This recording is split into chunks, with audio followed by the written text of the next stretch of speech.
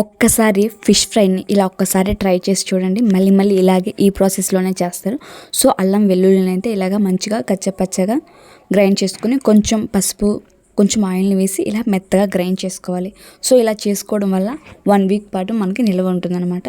So ఫ్రిడ్జ్లో కానీ అలా పెట్టేసుకుంటే ఎప్పుడు కావాలంటే అప్పుడు ఇలాగ మంచిగా అయితే ఫ్రైస్లో కానీ ఇలా కర్రీలో కానీ మంచిగా వేసుకోవచ్చు. సో ఫిష్ ముక్కలను అయితే అన్నిటిని మంచిగా కడిగేసి క్లీన్ చేసి వాటిలోకి కొంచెం ఉప్పు, కారం, గరం మసాలా, సో మనం ప్రిపేర్ చేసుకున్నటువంటి అల్లం వెల్లుల్లి పేస్ట్ని కూడా యాడ్ చేసి మంచిగా ముక్కలన్నింటికి బాగా పట్టించేంత వరకు బాగా కలుపుకోవాలన్నమాట.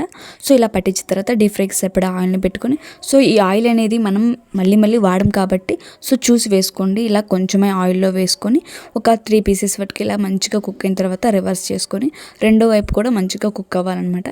సో బాగా హార్డ్గా ఇలా మీడియంగా ఫ్రై అయితే సరిపోతుంది అనమాట. ఈ ప్రాసెస్లో అయితే ఒకసారి ట్రై చేయండి. మిగిలిన ముక్కలను కూడా ఇలా మంచిగా అయితే ఫ్రై చేసుకొని తీసి పక్కనైతే పెట్టేసుకున్నాను. కనుక ఓపిక ఉంటే సో వీటిలో ముళ్ళులన్నీ తీసేసి మంచిగా ఫ్రై చేసుకోవచ్చు అనమాట. సో ముళ్ళు తీసేస్తే ఇక హ్యాపీగా రైస్లోకి అయితే మంచిగా తినేసేయచ్చు.